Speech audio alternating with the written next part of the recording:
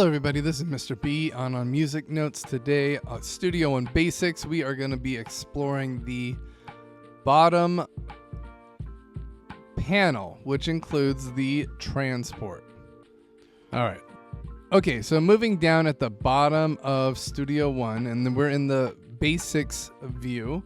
It would change if you had it into the complete view. First off, we're just going to be looking at what all of these parameters do. So this is the MIDI. This will tell you what MIDI functions that there is, and that's not really important for us. We have down here is the performance. So this is how your computer is reacting with the software, which is CPU, GPU, all of that fancy stuff. As long as your little blue bar isn't maxing out over here and turning red, then you're gonna be okay.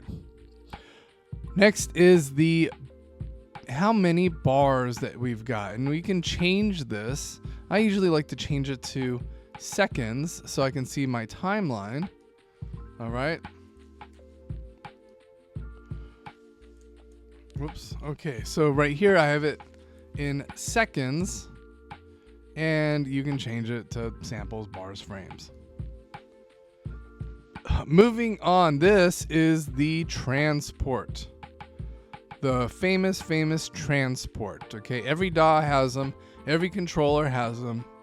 Transport means to move stuff around.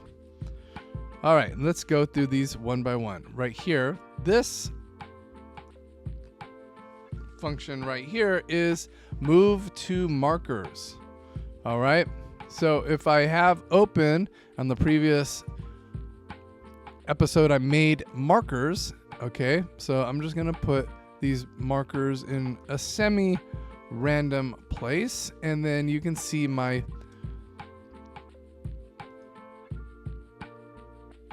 cursor, my playhead goes to each individual marker.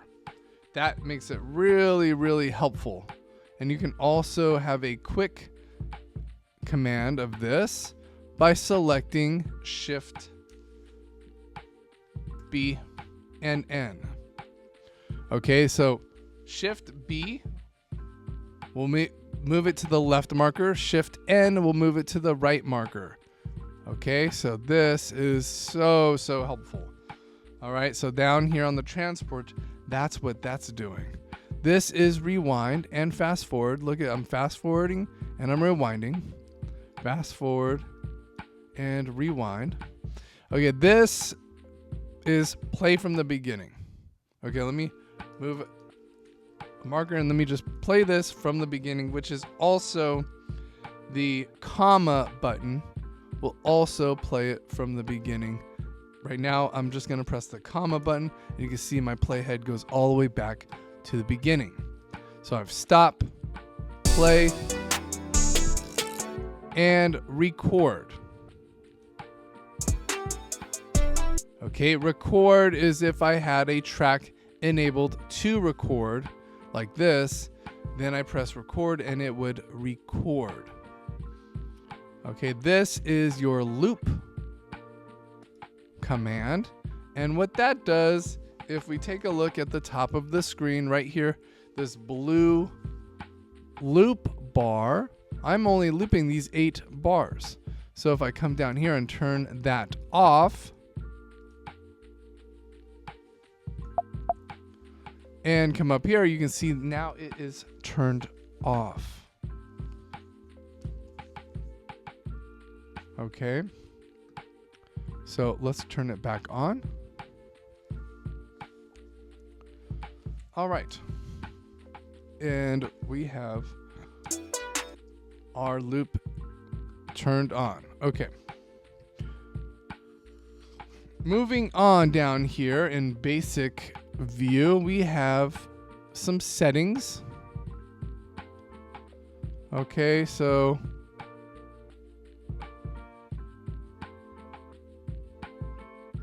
these are settings that we can adjust the pre-roll and auto punch, and we can have note repeat, and we can also adjust the instrument loop record, and we can also have the record mode.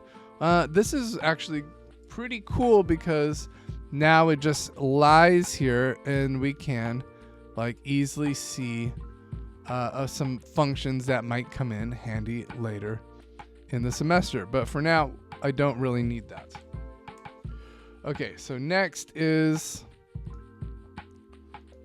a couple other functions that I'm not too familiar at this moment, so I'm just going to ignore them for now. All right, I'm going to turn them off. The metronome, the click.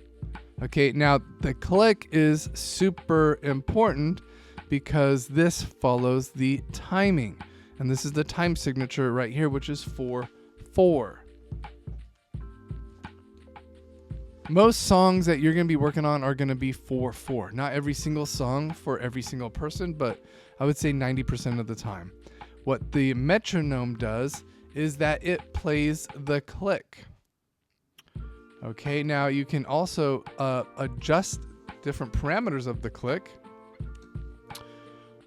Remember that you're 4 and 4, so your click goes 1, 2, 3, 4. Your accent is going to be the very first note or first beat in your 1, 2, 3, 4 to know that you're starting a new measure. So usually have that maybe a little bit louder. This is the volume, how to adjust it, and maybe to have it a different sound. And you can click all these different sounds as you want to. So if I have a beep, a click, or a clave, or a cowbell, all right, let me click the clave for my accent, and then I will have just the click as the beat.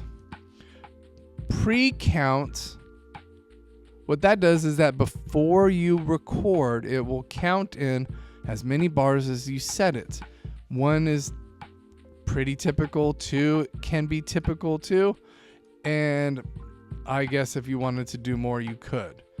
We can turn on the pre-count by Shift C. Really easy to do when about to record. And other options, repeat accents, click in pre-count only, aren't really as necessary. Okay.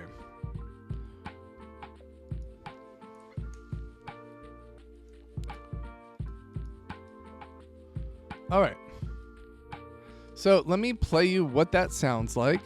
Now over here at the bottom left, I do want to point this out.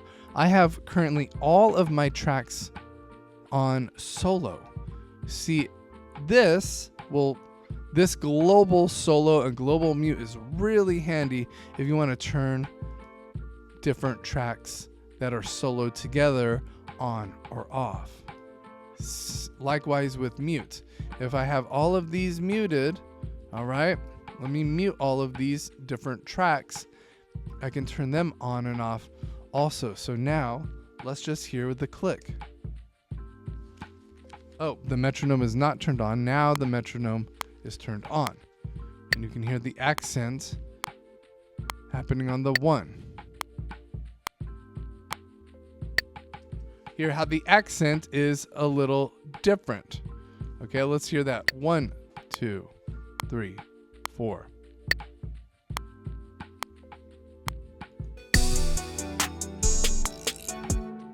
So these functions right down here will make your workflow 1,000 times faster by simply having things muted and things soloed.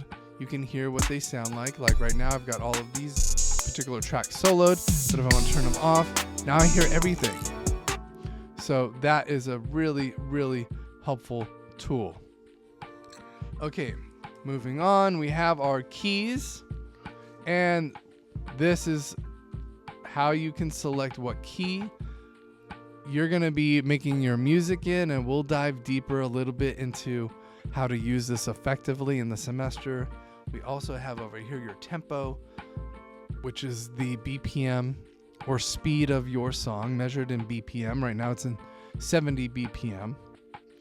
And this is our master volume. Right now, since I have something playing, you can see that it has a master volume coming out of there. And you can also adjust the volume of it here if you need to. I don't know if it's not very applicable, but that's what this does. This adjusts the volume. So the very last thing right here is a stereo. So you have everything in stereo. You wouldn't need to really adjust any of this stuff. It's just there. So it's good to know. Okay, so now here at the bottom right, to finish this off, you can see like we have a adjuster for how this fits into your timeline.